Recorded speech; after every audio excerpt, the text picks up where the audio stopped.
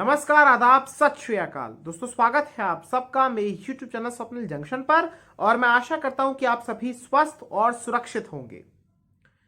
दोस्तों, आज की इस वीडियो में मैं आपको एक बहुत बड़ी खबर के साथ जोड़ना चाहता हूं। बहुत बड़ी खबर आपको आज मैं बताने जा रहा हूं और आप इस खबर की क्षमता कहिए या इस खबर का प्रभाव कहिए, वो इतना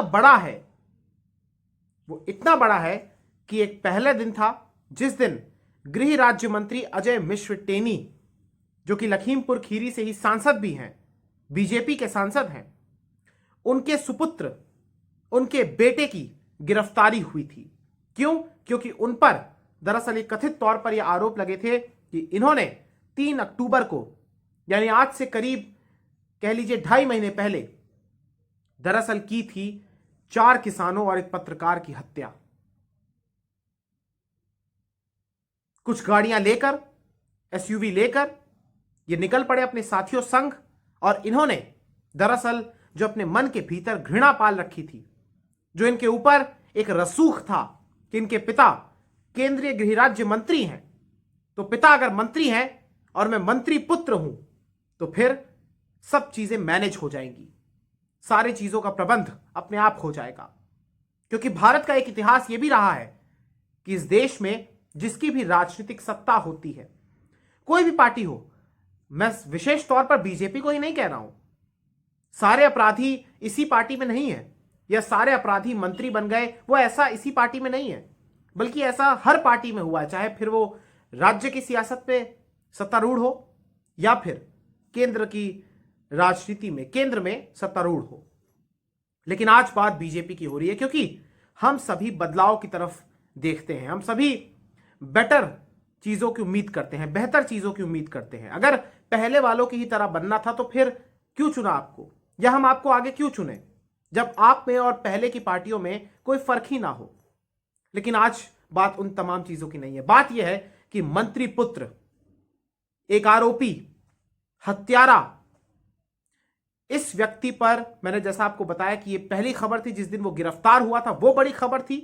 और आज का दिन बड़ा ही महत्वपूर्ण है, क्योंकि आज के दिन यह बड़ी खबर आई है कि दरअसल अजय मिश्र टेनी का सुपुत्र आशीष मिश्र उर्फ मोनू, इसने अपने साथियों संग एसयूवी गाड़ियों के जो काफिला इनके पास था, थार, जीप हो या फिर इसके पीछे जो स्कॉर्पियो थी, उन गाड़ियों की मदद से, जो 3 गाड़ियां थी, उनकी मदद से, उनके द्वारा निर्दोष किसानों की, जो सरकार के खिलाफ प्रदर्शन कर रहे थे शांतिपूर्ण तरीके से, उनकी कुचलकर हत्या की है।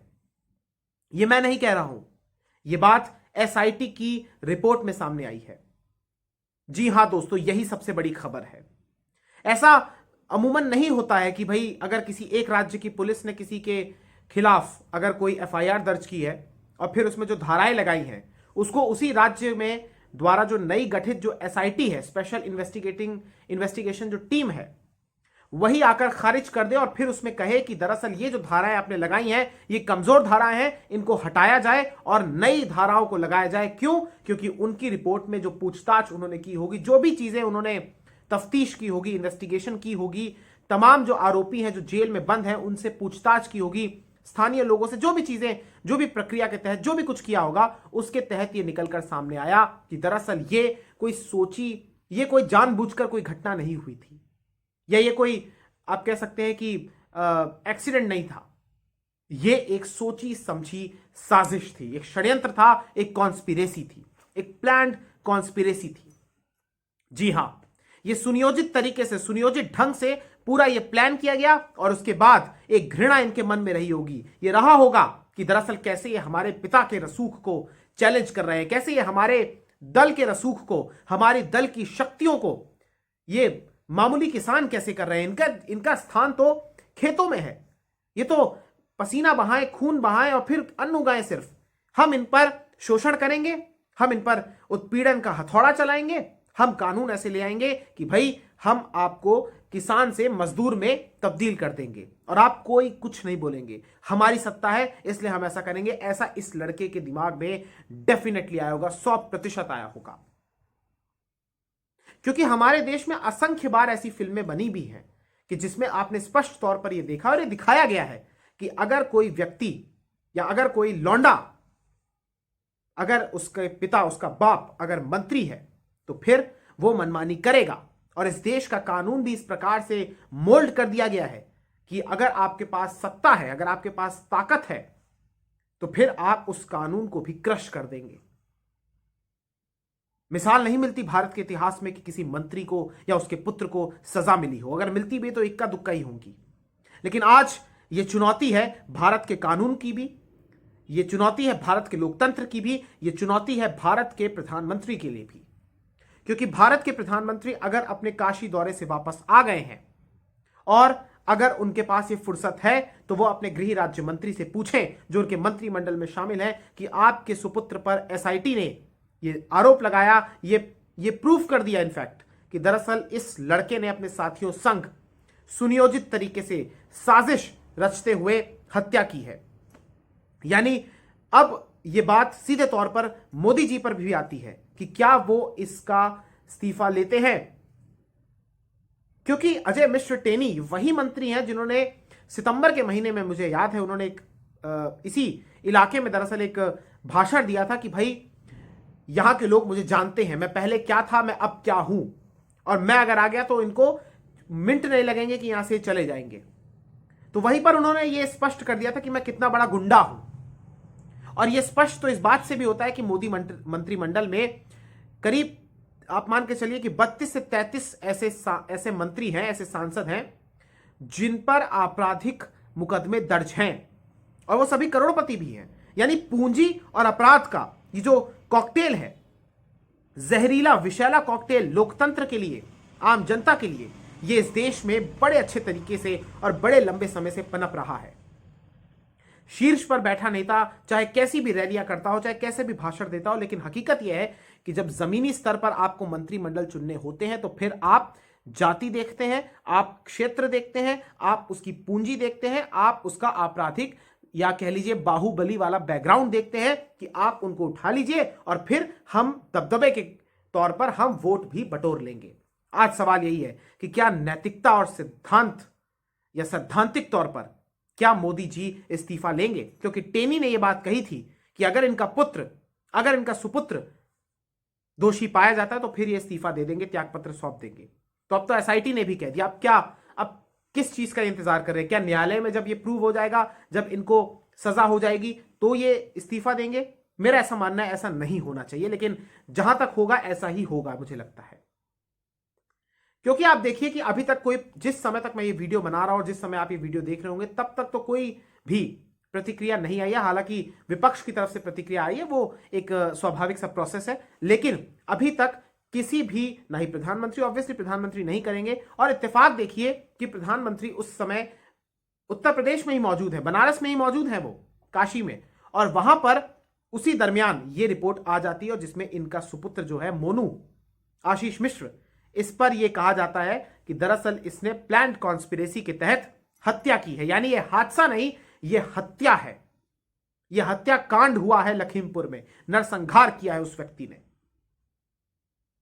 मैं आपको जल्दी से बताता हूं दोस्तों कुछ प्रमुख बातें। दरअसल जो पुलिस ने जब इनको गिरफ्तार किया था, जो एफआईआर दर्ज की थी, जो कि किसानों के द्वारा लगाई गई थी, उसके तहत सेक्शन 304A, जिसमें culpable homicide not amounting to murder, 279 negligent driving, 338 causing grievous hurt, ये 3 धाराएं लगाई गई थी। और अब इनको दरअसल जो प्रार्थना पत्र लिखा गया है, और वो पत्र भी मैं आपको पढ़कर सुनाऊंगा, उसमें ये बात कही गई है कि दरअसल ये जो तीनों धाराएं, इनको हटाया जाए, क्योंकि ये धाराएं हल्की धाराएं हैं, कमजोर धाराएं हैं। इसके स्थान पर section 307 attempt to murder, 326 causing hurt with dangerous weapon, 34 acts done by several persons in furtherance of common intention, यानी एक राय होकर, एक मत होकर किसी घटना को अंजाम देना, और 3/25/30 जो कि आर्म्स एक्ट के तहत है, यानी लाइसेंसी हथियार के दुरुपयोग को जो लगने वाली जो धाराएं हैं उसको स्वीकृति दी जाए, ये प्रार्थना की गई। और इसी के बाद जब आज सुनवाई हुई सीजेएम कोर्ट में, तो वहां पर आशीष मिश्रा के साथ जो अन्य 13 लोग हैं, यानी कुल मिलाकर जो 14 लोग हैं, इन सभी पर 307 लगाने का आदेश दिया गया है, जो कि हत्या का प्रयास की धारा है आईपीसी की, अटेम्प्ट टू मर्डर की। तो आज ये बात भी हो गई, सीजेएम कोर्ट ने इस बात की भी मंजूरी अपनी दे दी। आपको मैं जल्दी से दोस्तों बताता हूं कि जांच एजेंसी के द्वारा दरअसल जो मुकदमा चलाने की अर्जी जो दी गई थी कि किन धाराओं पर अब ये चलाया जाए, उसमें 307, 326, 302, 34, 120 बी, 147, 148, 149, 3/25/30 के तहत मुकदमा चलाया जाए, ऐसी प्रार्थना, ऐसी अर्जी डाली गई थी। ये सारी गंभीर धाराएं हैं दोस्तों। तो अब ये बात यह है कि भाई अब ये बुरी तरीके से फंस चुके हैं। मैं आपको पत्र भी पढ़ के बताऊंगा, लेकिन उससे पहले आप देखिए कि इस पूरे प्रकरण को लेकर सुप्रीम कोर्ट भी 3 बार सुनवाई कर चुका है और सुप्रीम कोर्ट ने भी ये मामला संज्ञान में लिया था। अक्टूबर से लेकर अभी तक 3 बार वो कर चुका है और सुप्रीम कोर्ट ने एसआईटी की टीम को फटकार भी लगाई थी, इस जांच टीम को, कि आप अपनी क्यों गति इस तरीके से कर रहे हैं। तो बाद में फिर इन्होंने भी जो जवाब था उसमें कहा था कि भाई अभी जो विटनेसेस हैं, आई विटनेसेस, उनसे हमें बयान लेने के लिए और 2 सप्ताह का समय चाहिए। तो इस प्रकार के इन्होंने बयान दिए थे। ये बात जो थी दरअसल, ये बयान वाली, ये इलाहाबाद हाई कोर्ट में कही थी। तो यूपी सरकार ने पिछले हफ्ते जो, दरअसल माफ कीजिएगा मैं फैक्चुअल थोड़ा सा गलत हो गया, अब आप सही बात सुनिए, कि यूपी सरकार ने पिछले सप्ताह इलाहाबाद हाई कोर्ट को बताया था कि स्टेटमेंट ऑफ आई विटनेसेस, यानी जो प्रत्यक्षदर्शी हैं, उनके बयान उस समय तक, यानी पिछले हफ्ते तक रिकॉर्ड नहीं हुए हैं और लिहाजा उन्हें 2 और सप्ताहों का, 2 और हफ्तों का समय उनको चाहिए, उसकी दरकार है उन्हें। और फिर वो आशीष मिश्रा के द्वारा जो फाइल की गई बेल की जो प्ली है, जो रिक्वेस्ट है, उसका जवाब देने के लिए तैयार होंगे। तो ये यूपी सरकार ने इलाहाबाद हाई कोर्ट में कहा था। अब इलाहाबाद हाई कोर्ट में अगली सुनवाई जनवरी के पहले हफ्ते में होगी। सुप्रीम कोर्ट में भी जो बेंच हेड की थी, उसमें स्वयं प्रधान न्यायाधीश एनवी रमन्ना साहब थे और उन्होंने जो पीआईएल दाखिल की गई थी उस पर सुनवाई, उन्होंने हियरिंग की थी। तो सुप्रीम कोर्ट तक ये मामला पहुंचा था और जो समझौता भी हुआ है सरकार और किसानों के बीच, उसमें अभी फिलहाल इस मैटर का जिक्र नहीं था, क्योंकि ये इसमें जांच चल रही थी। लेकिन अब एसआईटी ने इस बात की घोषणा कर दी है, एसआईटी ने इस बात को कह दिया है कि ये साजिश के तहत हुआ था। तो क्या हम समझे कि क्या अब तक इनको बचाया जा रहा था? निश्चित तौर पर ऐसा लगता है, क्योंकि पुलिस द्वारा जो एफआईआर दर्ज की गई उसमें धाराएं आप देखिए क्या लगाई गई थी, और उसके बाद जो इन्होंने प्रार्थना की है उसमें आप देखिए धाराएं, यानी पूरा ही 180 डिग्री नहीं, बल्कि मेरा ऐसा मानना है कि 360 डिग्री का एक शिफ्ट हो गया है। आपको जल्दी से दोस्तों मैं आपको बताता हूं कि आखिर उस चिट्ठी में क्या लिखा हुआ है, क्योंकि ये चिट्ठी फोन के माध्यम से मैं आपको पढ़ के बताऊंगा, मेरे पास ये मौजूद है। इसमें ये जो चिट्ठी लिखी है, दरअसल लिखी है विद्याराम दिवाकर ने, जो कि मुख्य विवेचक है विशेष अनुसंधान दल यानी एसआईटी के जनपद खीरी। इसमें इन्होंने लिखा है, पहले मैं आपको मुख्य बात बताता हूं। उसमें उन्होंने लिखा कि अब तक की विवेचना व संकलित साक्ष्यों से यह प्रमाणित हुआ कि उपरोक्त अभियुक्त गणों द्वारा उक्त आपराधिक कृत्य को लापरवाही एवं उपेक्षा से नहीं बल्कि जानबूझकर पूर्व से सुनियोजित योजना के अनुसार जान से मारने की नियत से किया गया है। काफी कठिन हिंदी, क्लिष्ट हिंदी हो गई है, लेकिन आप समझिए, इसमें लिखा है कि ये कत्ल, ये जो हत्या हुई है, ये जानबूझकर नहीं बल्कि माफ कीजिएगा, ये कोई लापरवाही या उपेक्षाकृत नहीं, बल्कि ये जानबूझकर किया गया है और सुनियोजित योजना के तहत किया गया है। यानी इन लोगों ने प्लानिंग की थी, जिससे 5 लोगों की मृत्यु हो गई है। देखिए इसमें लिखा हुआ है पत्र में बकायदा कि 5 लोगों की मृत्यु हुई है, जिसमें 4 किसान और 1 पत्रकार मौजूद हैं, और कई गंभीर रूप से घायल भी हुए और कई लोगों का फ्रैक्चर भी होना पाया गया। इस प्रकरण में 279, 338, 304A का होना नहीं पाया गया है, बल्कि 307, 326, 34 और धारा 3/25/30 शस्त्र अधिनियम जो है, उन धाराओं का होना पाया गया है। तो इसमें यह बात कही गई है सीधे तौर पर कि इसमें बढ़ोतरी की जाए, इसमें, और की गई भी है। संशोधन की बात इनफैक्ट इसमें कही गई है। अतः अनुरोध है कि मुकदमा उपरोक्त में अभियुक्त गण उपरोक्त के वारंट पर धारा 147, 148, 149, 307, 326, 302, 34, 120B और जो 3/25/30 है शस्त्र अधिनियम में परिवर्तित करने की कृपा करें। यह बात इस पत्र में लिखी है जो मैं आपके सामने पढ़कर सुना रहा हूं। यह पत्र ये है मौजूद, और इसकी तस्वीर मैं आपको इसमें शेयर भी कर दूंगा। जो आरोपी इसमें मौजूद हैं, जो 13 लोग हैं, इनफैक्ट इसमें 14 नहीं, माफ कीजिएगा, 13 लोग जो है इसमें आशीष मिश्र उर्फ मोनू, ये इनका नाम है। इसके अलावा लवकुश, आशीष पांडे, शेखर भारती, इसके अलावा इसमें अंकित दास, और इसमें मौजूद है लतीफ उर्फ काले, शिशुपाल, नंदन सिंह बिष्ट, सत्यम त्रिपाठी, सुमित जायसवाल, धर्मेंद्र बंजारा, रिंकू राणा, उल्लास कुमार त्रिवेदी, माफ कीजिएगा। तो ये तमाम लोगों का नाम है। अब इनके खिलाफ अब ये धाराएं बढ़ाई जाए और इन पर ये एक प्रकार से ऐड किया जाए। तो ये बात दरअसल कही गई है।